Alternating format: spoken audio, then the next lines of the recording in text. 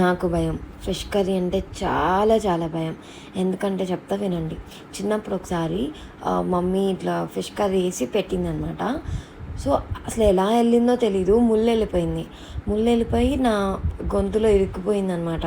అసలు ఎంత ట్రై చేసినా వాటర్ తాగా పోలేదు. తర్వాత రైస్ ఉట్టి తిన్నా పోలేదు. బనానా తిన్నా పోలేదు.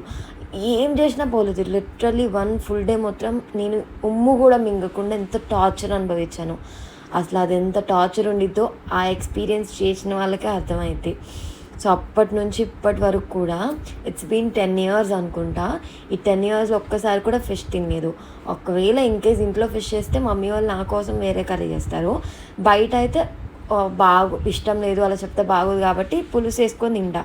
అంతేగాని పొరపాటును కూడా అసలు ఫిష్ పీసే తిన్ను. మీకు కూడా అలా ఎప్పుడైనా అయ్యిందా? మరి ఫిష్ ఎందుకు వండుకుంటున్నావు అని మీరు అనుకోవచ్చు. నాకు కాదు ఫ్రెండ్స్, మా మమ్మీ వాళ్ళకి బాయ్.